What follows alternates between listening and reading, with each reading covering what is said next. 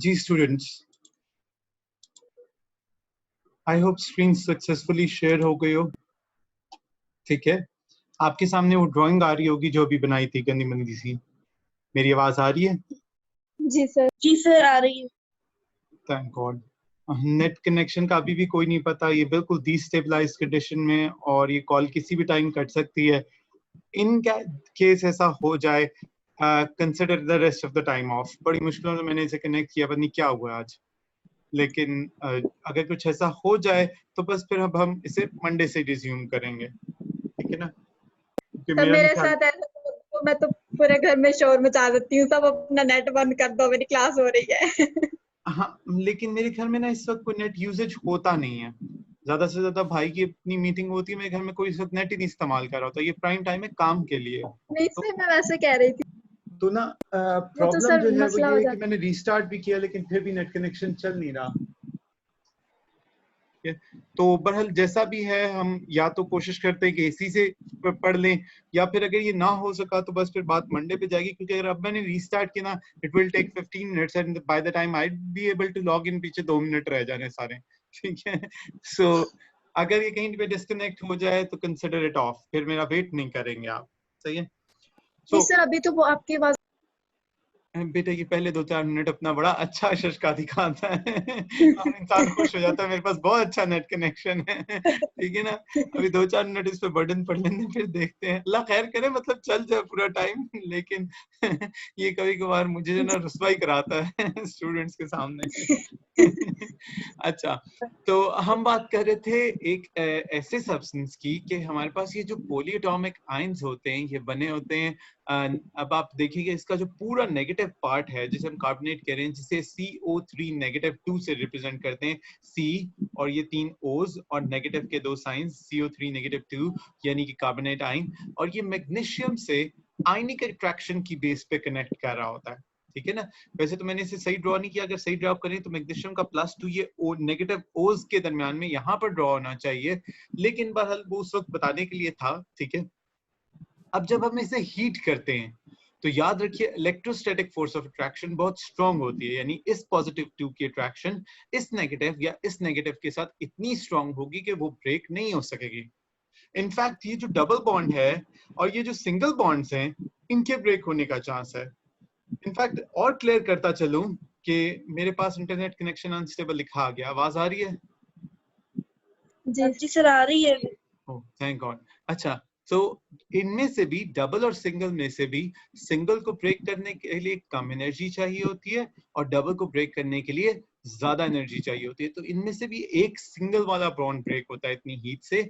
उस बॉन्ड से कंबाइन होकर आप देखें कि हमने Mg+2 और O नेगेटिव को कंबाइन करके हमने MgO फॉर्म किया, और इसी तरह से जो बाकी COs बच गए थे उन्होंने मिलकर CO2 फॉर्म किया। तो जो बताना मैं चीज चाह रहा हूँ वो ये कि थर्मल डिकम्पोजिशन में आयनिक कंपाउंड के जो पॉलीएटॉमिक एनाइन से बना होता है उसमें हमारे पास ब्रेकेज उसके इलेक्ट्रोस्टैटिक पार्ट की नहीं होती, वो अभी भी उतना ही स्ट्रांग होता है। ब्रेकेज हमारे पास उसके कोवेलेंट पार्ट की होती है। ठीक है, इसी तरह से नाइट्रेट में भी होगा, इसी तरह say excuse me sir, hydroxide में भी होगा। जी, अगर उसकी वो इलेक्ट्रोस्टैटिक फोर्सेस नहीं ब्रेक हो रही तो फिर ब्रेक होके ये Mg और CO2 कैसे बन जाएगा? क्योंकि कोवेलेंट पार्ट ब्रेक हो रहा है। आयनिक कंपाउंड का कोवेलेंट पार्ट ब्रेक हो रहा है, आयनिक पार्ट ब्रेक नहीं हो रहा। सर जब वो ब्रेक हो गया तो पीछे क्या रह जाएगा? पीछे Mg और CO2 रह जाएगा बेटा, दोज आर द प्रोडक्ट्स। तो वो अलग हो गए ना सर, फिर इसके इन दोनों के दरमियान क्या अट्रैक्शन रहे? किन दोनों के दरमियान? Mg और O के Mg और दरमियान जो CO2। अट्रैक्शन है वो इलेक्ट्रोस्टैटिक है, यानी कि ये अभी भी एक आयनिक कंपाउंड है। ये जो आपको लेफ्ट पे नजर आ रहा है ये आयनिक कंपाउंड है, जो आपको ओके राइट पे ओके नजर आ रहा सर। है ये कोवेलेंट कंपाउंड है। तो इनकी इलेक्ट्रोस्टैटिक अट्रैक्शन को कोई फर्क ना पड़ सका और ये एज अ होल अपनी इलेक्ट्रोस्टैटिक अट्रैक्शन समेत एक आयनिक कंपाउंड के तौर पे सेपरेट हो गए। जो ब्रेक हुआ पार्ट वो असल में कोवेलेंट पार्ट ब्रेक हुआ और उससे कोवेलेंट कंपाउंड बन गया, स्टेबल कोवेलेंट कंपाउंड। अब ये कोवेलेंट कंपाउंड इसलिए इस कोवेलेंट कंपाउंड से ज्यादा स्टेबल है क्योंकि CO2 में 2 डबल बॉन्ड्स होते हैं। जबकि CO3 -2 में सिर्फ एक ही डबल बॉन्ड था। अभी भी ध्यान से समझे कि जो ब्रेकेज हुई है वो भी इसी खातिर हुई है कि फर्दर स्टेबल कंपाउंड्स बनाए जाएं। बात समझ में आती है? हमने जो एएस जी में जितना कुछ पढ़ा है बॉन्डिंग के चैप्टर में या इंटरमॉलिक्यूलर फोर्सेस, वो एक ही चैप्टर में सारा कुछ उन्होंने इकट्ठा एक साथ दिया हुआ था, एक बड़ा चैप्टर था वो करने के लिए। वो इसीलिए था ताकि जब जब भी आप यहाँ पर A2 में कोई रिएक्शन करेंगे तो आप अपने आप को ये समझा सकें कि इसमें कौन से टाइप की बॉन्डिंग है और ये टुवर्ड्स स्टेबिलिटी कैसे मूव किया। तो थर्मल डिकम्पोजिशन ऑल्दो डिकम्पोजिशन है, but remember the weakest link breaks. ये एक ऐसी फ्रेज है जो फिल्म और ड्रामों में भी बहुत होती है कि जो सबसे कमजोर लिंक होता है ना, सबसे पहले वो टूटता है। ठीक है, अब जी सर। यहाँ पर मैं आपको उस वक्त बात कर रहा था कि बेटा मैं आपको एक एग्जाम्पल से समझाना चाहता हूँ। ठीक है, सो अब एक एग्जाम्पल से इस बात को क्लियर करते हैं। सही, हंसी आए हंस ले, ठीक है, कोई इस एग्जाम्पल को बुरा ना समझे, कोई इसको अच्छा ना समझे, मतलब मैंने समझाने के लिए आप ही लोगों को पिक करना है।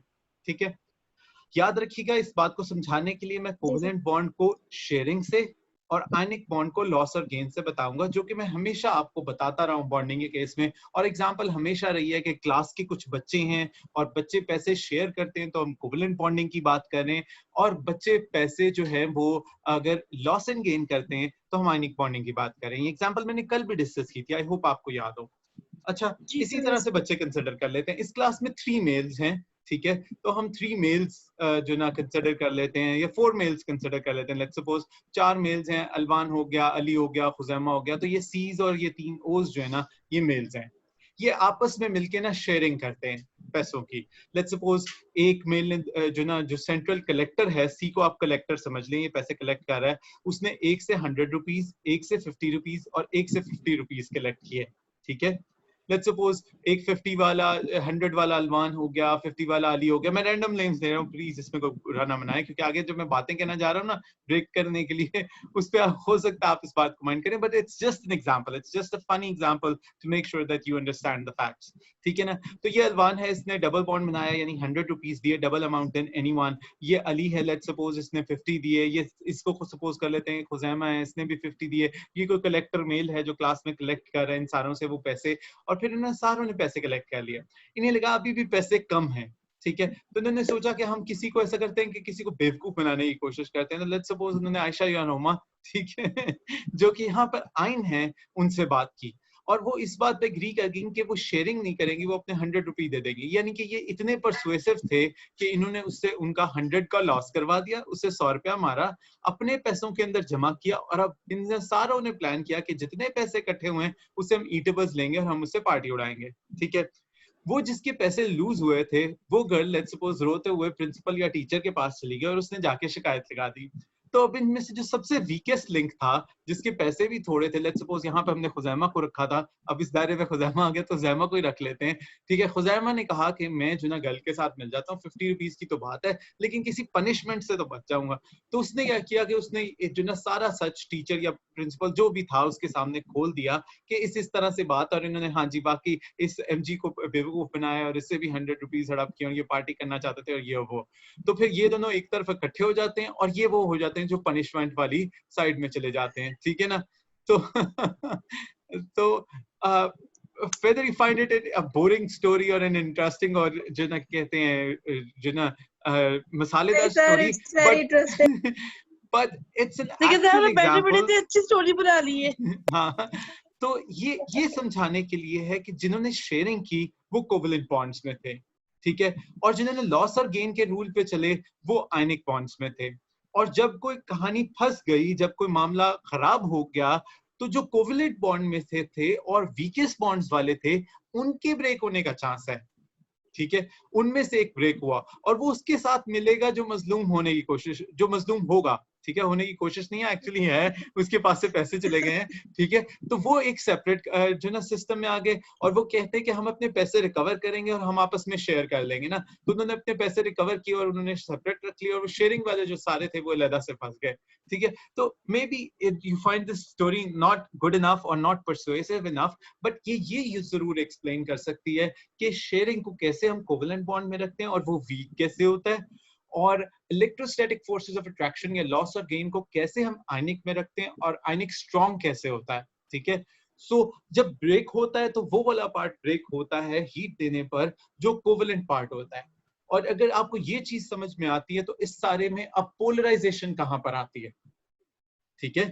पोलराइजेशन वहां पर आती है जहां पर ये जो फीमेल है ये इसमें से जो कम पार्टिसिपेशन वाले कोवेलेंट बॉन्ड्स हैं इनमें से किसी को अग्री करे कि मैं शिकायत लगाने जा रही हूँ, तुम साथ मिल जाओ तो तुम्हारे भी कुछ पैसे रिकवर हो जाएंगे, क्योंकि मेरे सारे पैसे रिकवर होंगे तो हम वो पैसे भी शेयर कर लेंगे, या हो सकता है तुम्हारे हिस्से के पैसे भी रिकवर हो जाएं, तो ये उसके साथ मिल जाता है। ये है थर्मल डीकॉम्पोजिशन पे पोलराइजेशन का रोल। यानी मैंने इस स्टोरी को सिर्फ इस तरह से एक्सप्लेन करना कि आपको आयनिक और कोवेलेंट बॉन्डिंग समझ आ जाए, वो एएस था, अगर वो समझ आता है आपको एएस का पार्ट समझ आया। अब मैं इसमें पोलराइजेशन डिस्कस कर रहा हूँ। पोलराइजेशन ये है कि इसमें से एक सेपरेट सेट ऑफ फोर्सेस बनाने की कोशिश करे वो वाला पार्ट जो इस वक्त कैटाइन है, क्योंकि उसके पास कैपेबिलिटी है कि वो इस सारे को पोलराइज कर सकता है। तो ये जो सारी शेयरिंग हुई थी और ये जो सारा प्लान बना था ये वो एक फीमेल खराब कर सकती है। No, this is a bad set of wording. वो एक जो फीमेल होती है वो उस जो ना कहते हैं आइंस को, उस सेटअप को पोलराइज करके डिस्टॉर्ट कर सकती है, और वो डिस्टॉर्ट हुआ तो फिर वो पूरा प्लान खराब हो गया और हमारे पास कंपाउंड की ब्रेकेज रिजल्ट हो गई जब हमने थर्मल डिकॉम्पोजिशन दी। यानी कि थर्मल डिकॉम्पोजिशन जो है वो प्रिंसिपल की डांट है, पोलराइजेशन जो है वो उस लड़की का उसमें से एक वीक लिंक को मिलाना है कि हम जाके शिकायत लगा लेते हैं। शेयरिंग जो थी वो कोवेलेंट बॉन्डिंग थी एनाइन फॉर्म करने के लिए। लॉस और गेन उसका प्लान था, वो जो प्लान था लॉस और गेन का, लड़की से ज्यादा पैसे बना के पार्टी के लिए ज्यादा पैसे बनाने का, ठीक है, वो आपके पास आयनिक बॉन्ड था। तो अगर आप स्टेप बाय स्टेप इस पूरी कहानी से ये पूरा प्रोसेस केमिकली अंडरस्टैंड करेंगे तो आई होप आपको अच्छी तरह से समझ में आ जाएगा कि कहां से किस स्टेप तो पे सर कौन सी इसके चीज पहले अंदर हुई कौन सी बाद में। पोलराइजेशन सिर्फ मैग्नीशियम Mg2 पॉजिटिव और एक ऑक्सीजन के साथ हो रही है, ये समझाने के लिए बाकी बात की जा रही है। स्ट्रक्चर ये नहीं ये सर, मैं वैसे पूछ रही हूँ, क्वेश्चन है। ये क्वेश्चन अगर केमिकली आंसर किया जाए तो ज्यादा बेहतर है। जी, ये एक ऑक्सीजन के साथ क्यों हो रही है?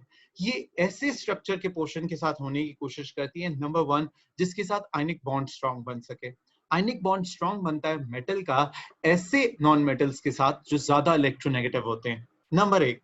लेकिन ऐसा होना जरूरी भी नहीं है, क्योंकि थर्मल डिकॉम्पोजिशन ये नहीं देखती कौन सा ज्यादा इलेक्ट्रोनेगेटिव है कौन सा कम, वो ये देखती है कि कौन सा बॉन्ड सबसे आसानी से तोड़ा जा सकता है। तो अगर मेटल एटम को लकीली दोनों प्रॉपर्टीज एक ही जगह पे मिल जाएंगी, यानी इलेक्ट्रोनेगेटिव एलिमेंट भी मिल रहा होगा और थर्मल डिकॉम्पोजिशन में उसका बॉन्ड भी आसानी से ब्रेक होता होगा, तो हाँ बेटा वो वाला पार्ट मेटल के साथ जाएगा। ये इसका केमिकल आंसर है। अब बात समझ में आई?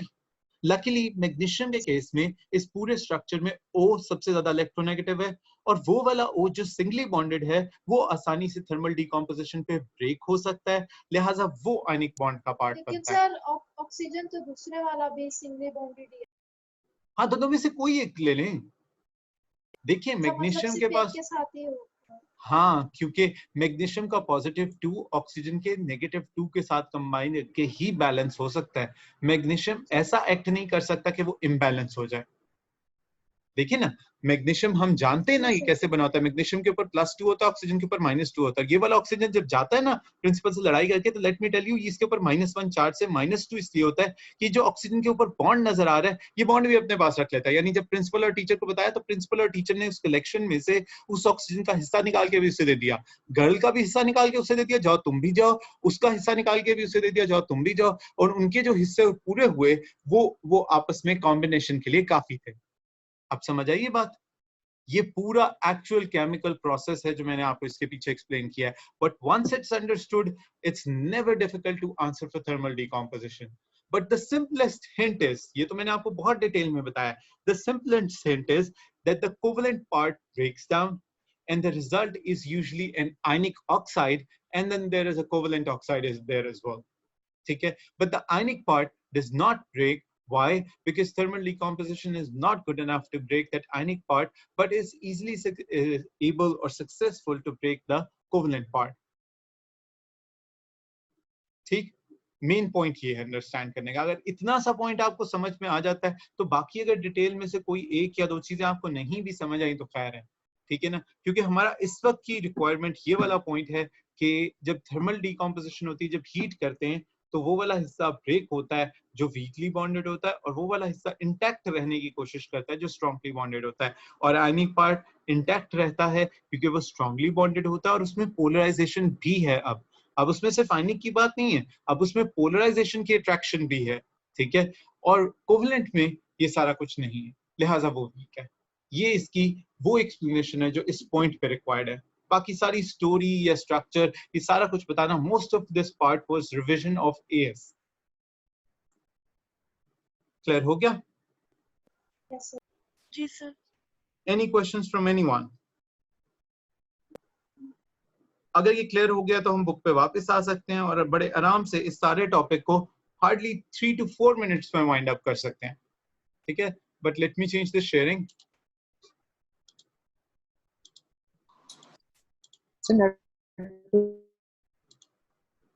आलिया आपकी आवाज कट रही है, क्या कह रहे हैं आप?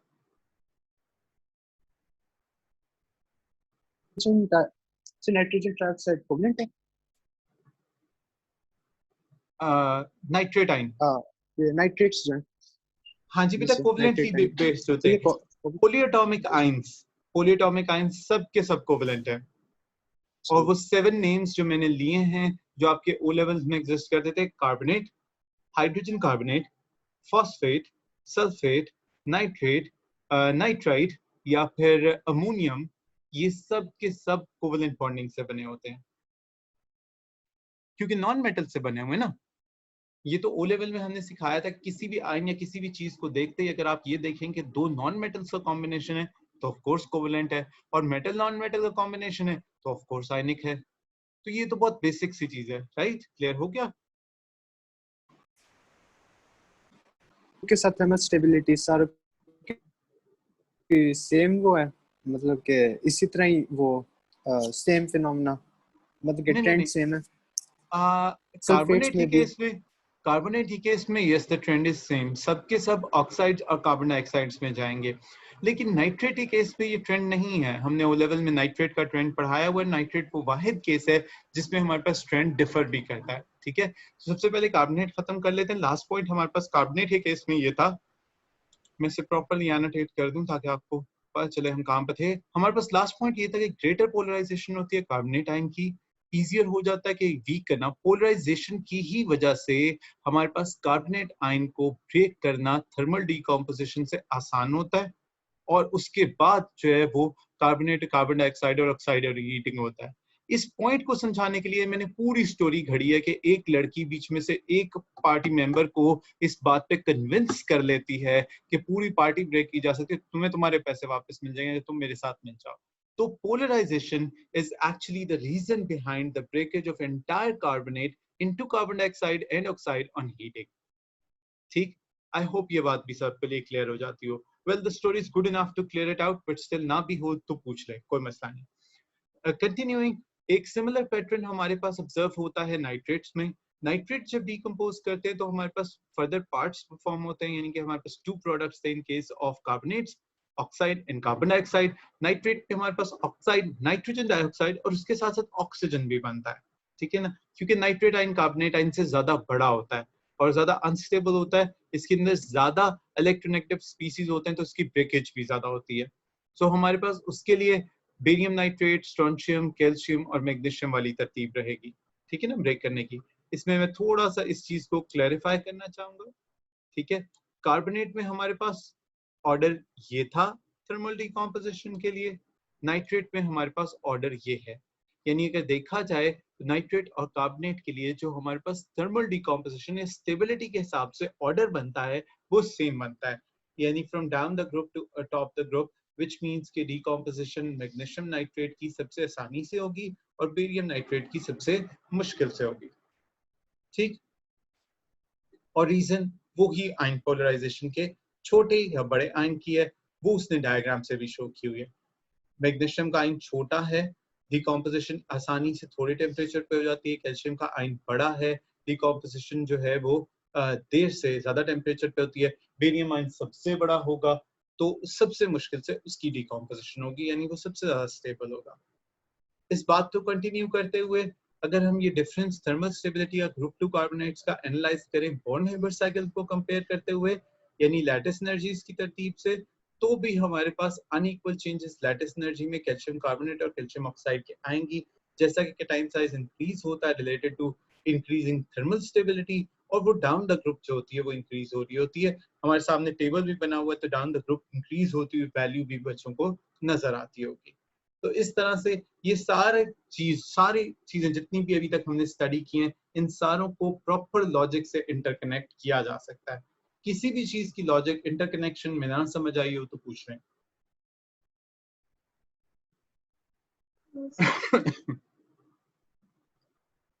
ऑलराइट, इसे बस वाइंड अप करते हैं, बल्कि यहाँ पे टॉपिक हो जाता खत्म। सॉरी, मैसेंजर शायद आगे भी हो, यहाँ पे टॉपिक खत्म हो गया। हाँ, अली के क्वेश्चन के आंसर के लिए जी क्या कहते हैं बेटा? बस कर सर, हाँ, आज के लिए इतना ही, हमने ज्यादा करना भी नहीं है, ये काफी आज के लिए। बस अली के आंसर के लिए बताता चलूं, नाइट्रेट की जो डिफरेंस का मैं तस्करा कर रहा था वो ये था कि हमारे पास अगर ग्रुप 1 के नाइट्रेट्स लिए जाएं तो वो ऐसे डिकम्पोज नहीं होते जैसे ये हो रहे हैं। लेकिन चूंकि आपके कोर्स में भी सिर्फ ग्रुप 2 के नाइट्रेट्स हैं, तो वो वाला पॉइंट ओ लेवल वाला याद हो या ना हो उससे फर्क नहीं पड़ता, क्योंकि ए लेवल में ग्रुप 2 के नाइट्रेट्स को या कार्बोनेट्स को ही डिस्कस किया जाता है। ठीक है, पेपर्स में भी वो ग्रुप 2 ही करेंगे क्योंकि वो पढ़ा ग्रुप 2 रहे होते हैं। इसमें चेंज नहीं होता बेटा। इसमें अगर ये समझ लेंगे कोई और ग्रुप उठा के वो दे देंगे, नहीं बेटा वो नहीं देंगे। या कोई और कंपाउंड उठा देंगे, कार्बोनेट्स नाइट्रेट्स को छोड़ के, आगे मतलब सल्फेट्स भी आने हैं, तीनों को छोड़ के कोई और कंपाउंड दे देंगे, नहीं ऐसा नहीं होगा।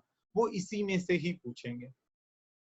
इसको कितना ट्विस्ट करते हैं ये उनकी अपनी कैपेबिलिटी है, लेकिन पूछेंगे इसी में से ही। ठीक है, हमारा टाइम ऑलमोस्ट पूरा हो जाता है। हाँ, they always surprise the students and teachers as well because they are very hardworking when it comes to twisting part. ठीक है, so ठीक है बेटा, मैं शेयरिंग स्टॉप कर रहा हूँ। That's enough for today. अगर यही कॉन्सेप्ट अच्छी तरह से समझ आ जाता है ये काफी है, क्योंकि इसमें से जो क्वेश्चन होते हैं वो बहुत कंसेप्चुअल होते हैं और इधर उधर के रट्टे लगाने से इसमें हमेशा गलती हो जाती है। एक दफा अच्छी तरह से समझ लें, कभी मिस्टेक नहीं होती है। ठीक है क्लास, टेक केयर, अल्लाह हाफिज।